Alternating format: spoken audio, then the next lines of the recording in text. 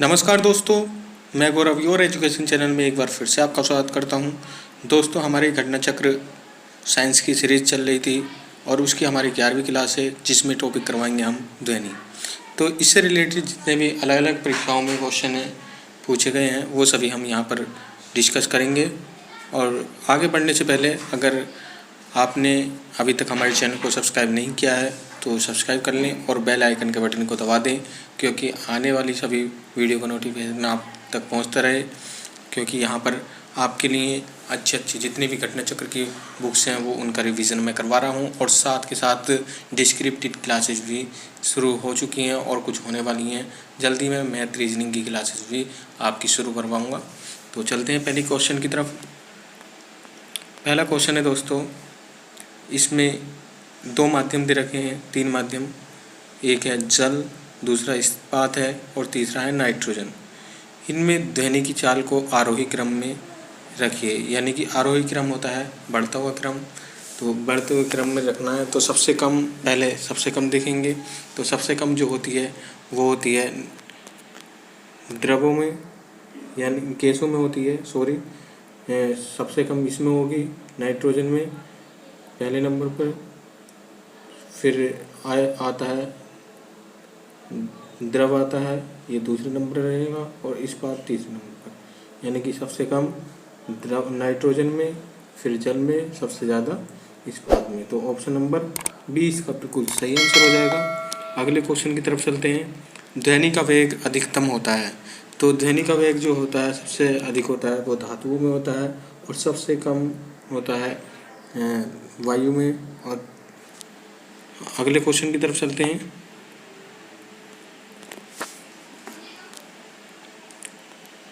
वैसे ध्वनि के बारे में मैं आपको बता दूं, ध्वनि की गति अलग अलग माध्यमों में अलग अलग होती है। ठोसों में ध्वनि की गति सर्वाधिक होती है और गैसों में न्यूनतम होती है।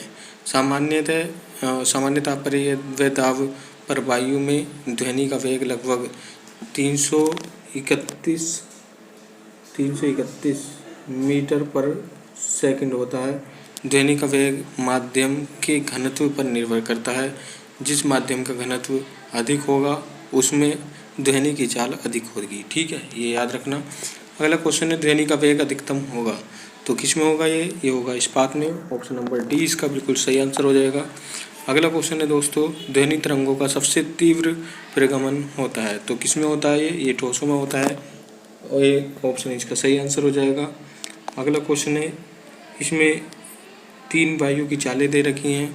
VA वायु की चाल है, VW जल की चाल है, और VS इस्पात में ध्वनि की गति है।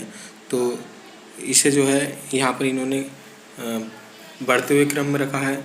तो बढ़ते हुए क्रम में जो हो गया वो ऑप्शन नंबर ए होगा, क्योंकि वायु में सबसे कम होगी और जल में उससे ज़्यादा, फिर सबसे ज़्यादा होगी इस्पात में या ठोस में। ठीक है। अगला क्वेश्चन है, लगभग 20 डिग्री सेंटीग्रेड के तापक्रम पर किस माध्यम में ध्वनि की गति अधिकतम रहेगी? तो किस में होगी? ये लोहे में होगी। ऑप्शन नंबर डी इसका बिल्कुल सही आंसर हो जाएगा।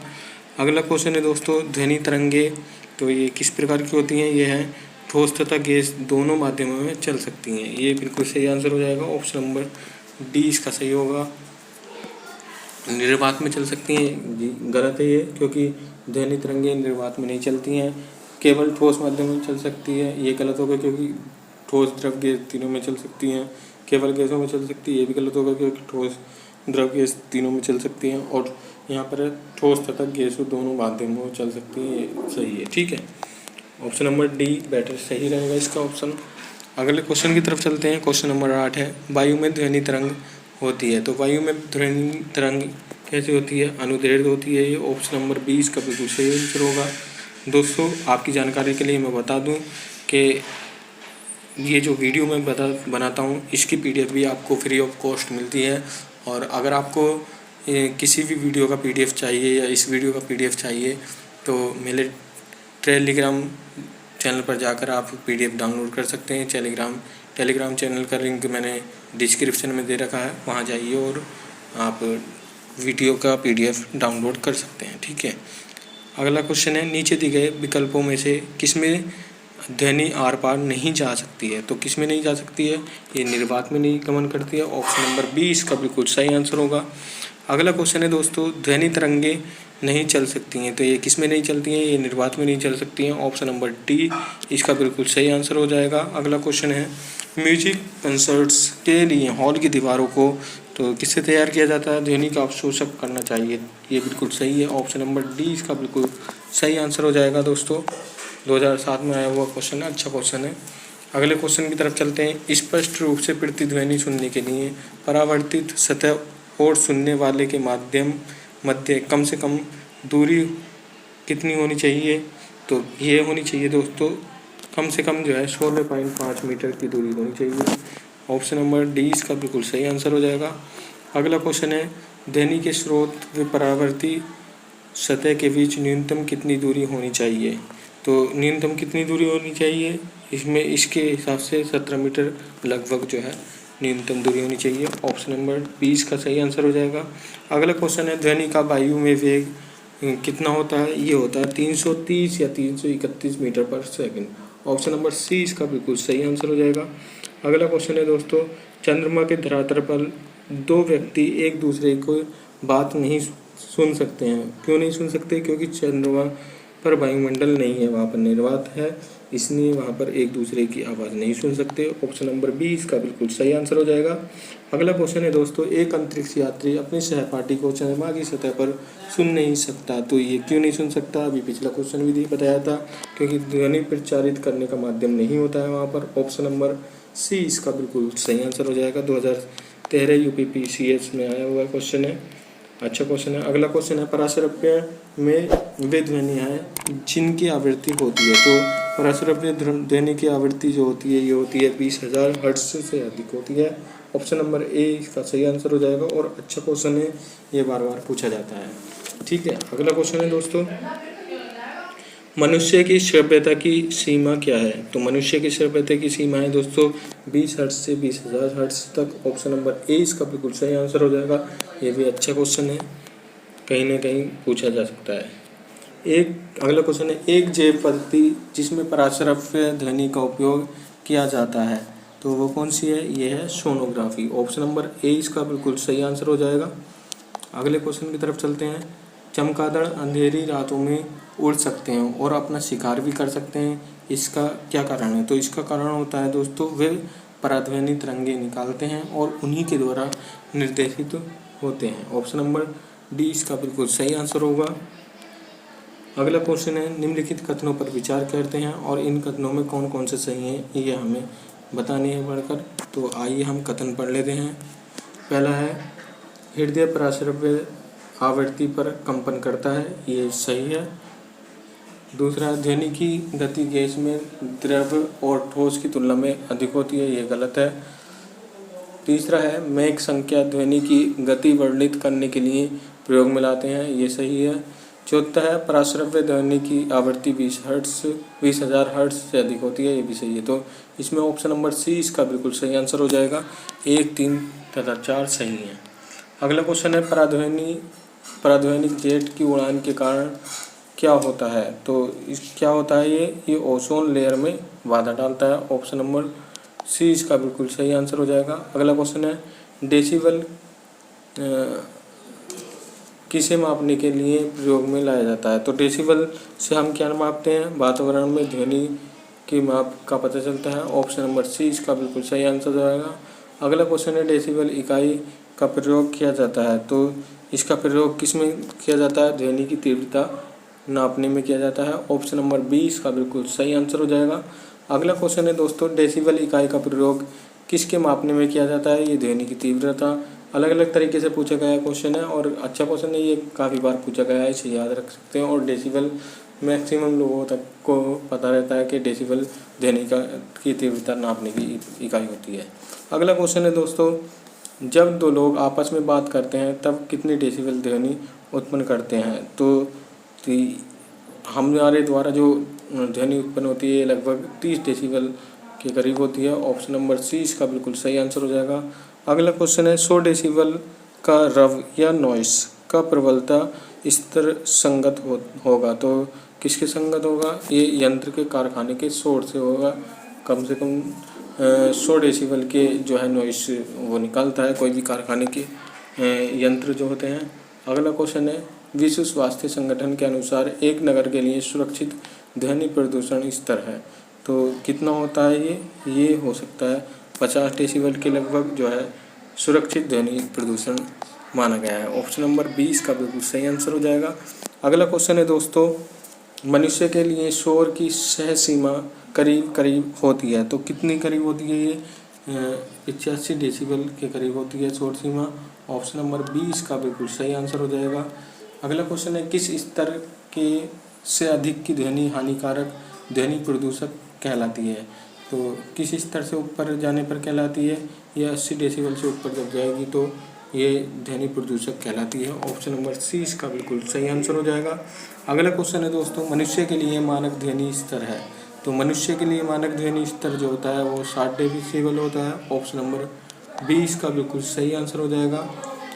अगला क्वेश्चन है दोस्तों, एक मजदूर रेल की पटरी पर कार्य कर रहा था। एक लड़का कुछ दूरी पर अपने कान पटरियों पर रखकर एक मजदूर द्वारा की जाने वाली हथौड़े की आवाज़ को सुनता है, तो उसे 2 बार आवाज़ें सुनाई देती हैं। इसका कारण है, तो इसका क्या कारण होगा? इसका कारण होगा ध्वनि का वेग इस्पात में वायु की अपेक्षा अधिक होता है। ऑप्शन नंबर ए इसका बिल्कुल सही आंसर होगा। अगला क्वेश्चन है दोस्तों, जब सितार और बांसुरी पर एक ही स्वर बजाया जाए तो उनमें उत्पन्न ध्वनि का भेद निम्नलिखित में अंतर के कारण किया जाता है, तो किसके कारण किया जाता है? केवल ध्वनि गुणता के कारण। ऑप्शन नंबर सी इसका बिल्कुल सही आंसर हो जाएगा। अगला क्वेश्चन है दोस्तों, निम्नलिखित में से किसकी तरंग लंबाई सबसे अधिक होती है, तो इनमें से सबसे लंबी तरंग लंबाई होती है रेडियो तरंग होगी। ऑप्शन नंबर सी इसका बिल्कुल सही आंसर हो जाएगा। अगला क्वेश्चन है दोस्तों, एक टीवी सेट को चलाने के लिए निम्नलिखित में से किस एक का टीवी रिमोट नियंत्रक इकाई द्वारा प्रयोग किया जाता है, तो किसके द्वारा किया जाता है? ये रेडियो तरंगों द्वारा किया जाता है। ऑप्शन नंबर डी इसका बिल्कुल सही आंसर हो जाएगा।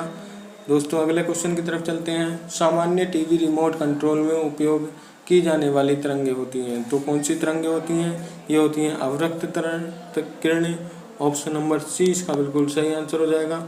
अगला क्वेश्चन है दोस्तों, टेलीविजन के दूरस्थ नियंत्रण के लिए किस प्रकार के विद्युत चुम्बकीय विकिरण का उपयोग किया जाता है, तो किस प्रकार के विद्युत चुम्बकीय विकिरण का प्रयोग किया जाता है? ये अवरक्त का किया जाता है। ऑप्शन नंबर ए इसका बिल्कुल सही आंसर हो जाएगा।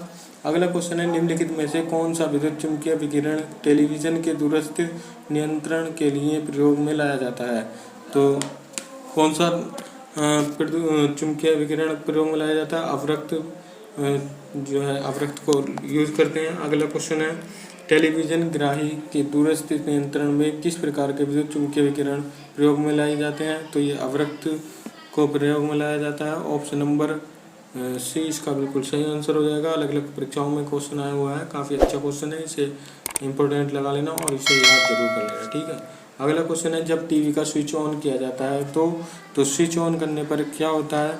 श्रव्य और दृश्य दोनों एक साथ शुरू होते हैं। ऑप्शन नंबर ए इसका बिल्कुल सही आंसर हो जाएगा। अगला क्वेश्चन है दोस्तों, क्वेश्चन नंबर 46 है, दूरदर्शन प्रसारण में चित्र संदेशों का संचरण होता है, तो ये किसके द्वारा होता है? ये होता है दोस्तों आयाम मॉड्यूल द्वारा। ऑप्शन नंबर ए इसका बिल्कुल सही आंसर हो जाएगा। अगला क्वेश्चन है दोस्तों, टेलीविज़न प्रसारणों में श्रव्य संकेतों को प्रेषित करने के लिए प्रयुक्त तकनीक है, तो कौन सी तकनीक प्रयोग में लाते हैं? ये आवृत्ति आरोपण को हम प्रयोग में लाते हैं। ऑप्शन नंबर सी इसका बिल्कुल सही आंसर हो जाएगा। दोस्तों अगले क्वेश्चन की तरफ चलते हैं। एक रेडियो स्टेशन से 30 मीटर बैंड पर प्रसारण प्राप्त होता है, इस स्टेशन द्वारा प्रेषित वाहक तरंगों की आवृत्ति है, तो इसकी तरंग की आवृत्ति जो होगी ये होगी 10 मेगाहर्ट्ज। ऑप्शन नंबर सी इसका बिल्कुल सही होगा। और अगर जो हम इसको सूत्र द्वारा देखते हैं तो सूत्र से n बराबर 1/i होता है, जहाँ c/i है ये, ठीक है, c/i होता है, और जहाँ n जो है आवृत्ति है, c प्रकाश की चाल है और i तरंग दैर्ध्य। तो यहाँ पर हम c दे रखा है 3 × 10⁸ होता है और तरंग दैर्ध्य दे रखी है 30 मीटर, तो ये कट जाएगा 10 बार 1, तो 10 × 10⁻6 या 10⁻6 में होगा। और अगर जो मेगाहर्ट्ज़ में निकालेंगे तो 10 मेगाहर्ट्ज़ हो जाएगा, इसके द्वारा मेगाहर्ट्ज़ बन जाएगा। ठीक है, 10 जो है मेगाहर्ट्ज़ में कन्वर्ट हो जाएगा। तो ऑप्शन नंबर सी इसका बिल्कुल सही आंसर हो जाएगा। और ये हमारे आज के चैप्टर का लास्ट क्वेश्चन था। अगर आपको वीडियो पसंद आई हो तो इसे लाइक ज़रूर करें और मुझे कमेंट बॉक्स में ज़रूर बताएं आपको वीडियो कैसी लगी और आप किस सब्जेक्ट पर आप वीडियो चाहते हैं, मुझे कमेंट बॉक्स में ज़रूर बताएं दोस्तों। और अभी तक जिसने भी हमारे चैनल को सब्सक्राइब नहीं किया है वो सब्सक्राइब कर लें और बेल आइकन के बटन को दबा लें, क्योंकि आने वाली सभी वीडियो का नोटिफिकेशन आप तक पहुंचता रहे। तो मिलते हैं अगली वीडियो पर, तब तक के लिए नमस्कार, जय हिंद।